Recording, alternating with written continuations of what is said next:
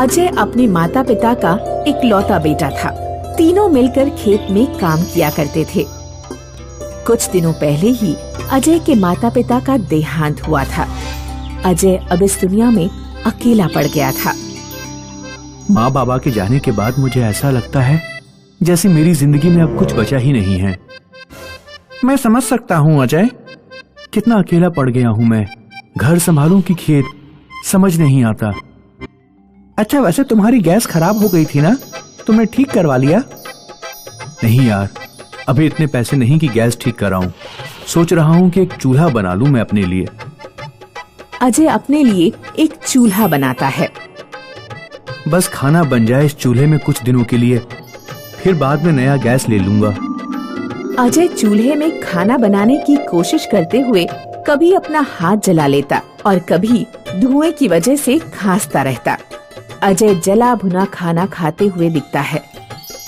एक रात को अजय खेत से बहुत लेट आता है और घर में कोई खाना नहीं बना है। भूख से अजय के पेट में आवाज हो रही थी।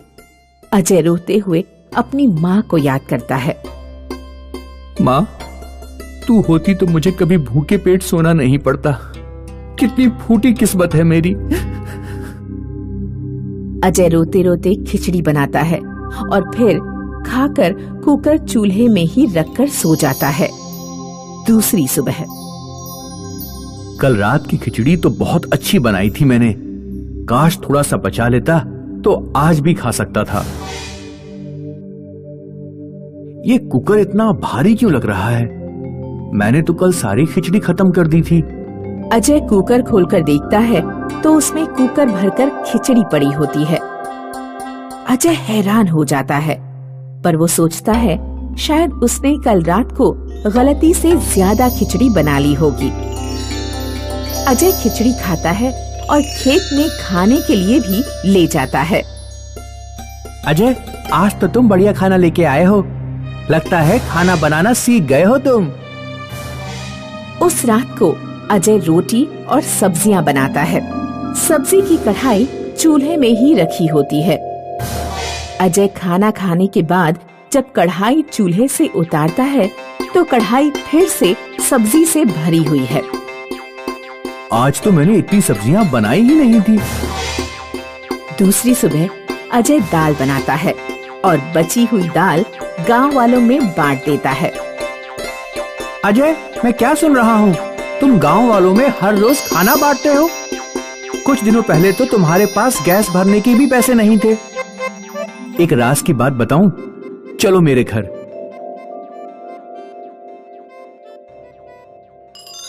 देखो, ये मेरा जादुई चूल्हा है। इसमें जब तुम खाना बनाओ तो बर्तन में खाना खत्म ही नहीं होता। तुम चूल्हे से बर्तन उतार दोगे तभी जाके खत्म होता है खाना। ये तो बहुत अच्छी बात है, पर तुम गांव वालों को फ्री में खाना क्यों दे रहे हो?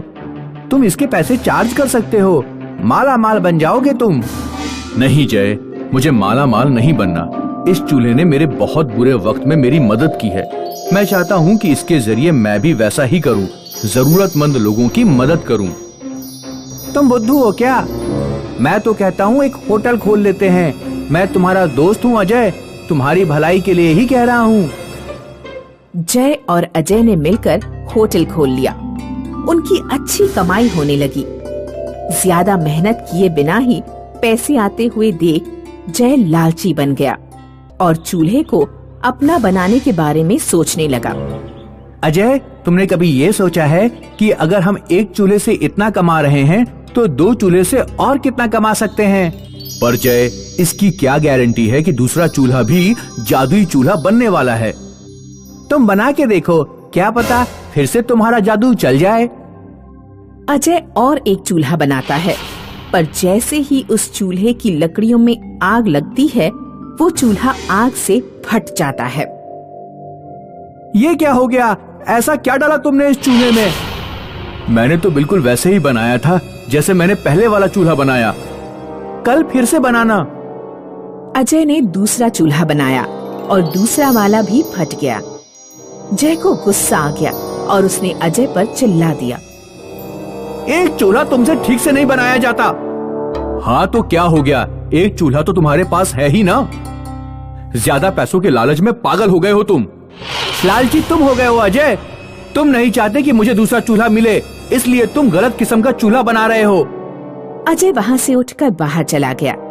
अजय ना तो लालची था, ना तो अपने पैसे जय से छुपाना चाहता था।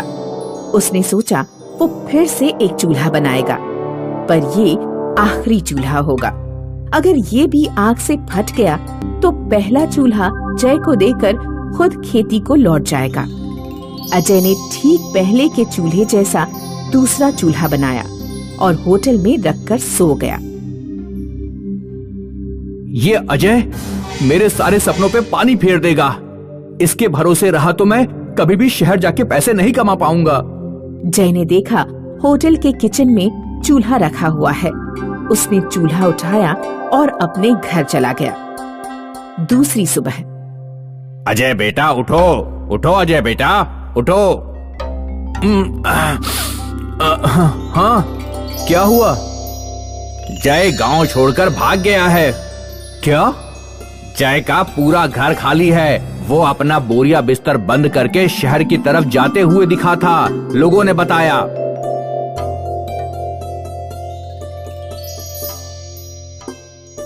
बेटा सदमा बर्दाश्त नहीं हो रहा है क्या?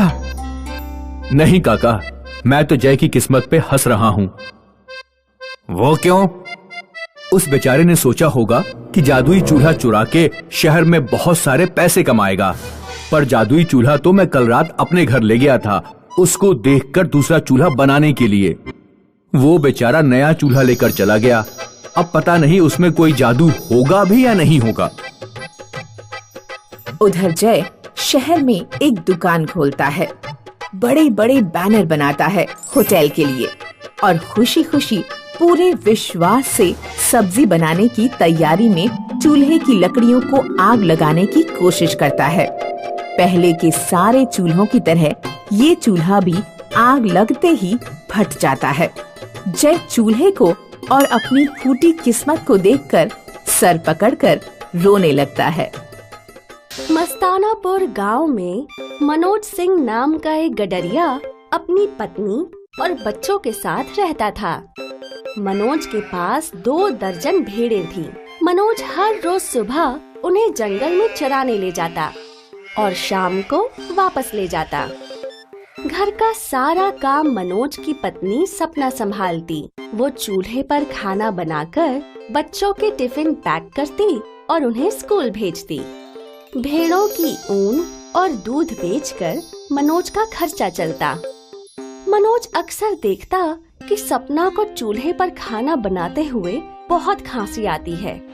एक दिन मनोज सपना को लेकर डॉक्टर के पास जाता है। डॉक्टर चाचा, सपना को अक्सर बहुत खांसी आया करती है। मैं कुछ टेस्ट लिख रहा हूँ, तुम इन्हें करवा लो और कल मुझे इनकी रिपोर्ट दिखाना। अगले दिन मनोज डॉक्टर के पास सारी रिपोर्ट्स लेकर जाता है। डॉक्टर रिपोर्ट्स को देखकर कहता है, सपना को लंग्स में इन्फेक्शन हो गया है। उसे चूल्हे पर खाना बिल्कुल नहीं बनाना चाहिए। मैं तुम्हें कुछ दवाइयाँ लिख दे रहा हूँ, 2 महीने इलाज चलेगा, लेकिन ध्यान रहे चूल्हे पर खाना नहीं बनाना है। मनोज और सपना घर लौट आते हैं। दोनों बच्चे बहुत खुश होते हैं। मम्मी पापा आ गए। अगले दिन जब मनोज जंगल में भेड़ें चरा रहा होता है तो वो एक पेड़ के नीचे बैठकर रोने लगता है। हे भगवान, अब मेरा क्या होगा? मेरे पास तो इतने पैसे भी नहीं है कि मैं गैस सिलेंडर खरीद लूं। अब सपना की जान कैसे बच पाएगी?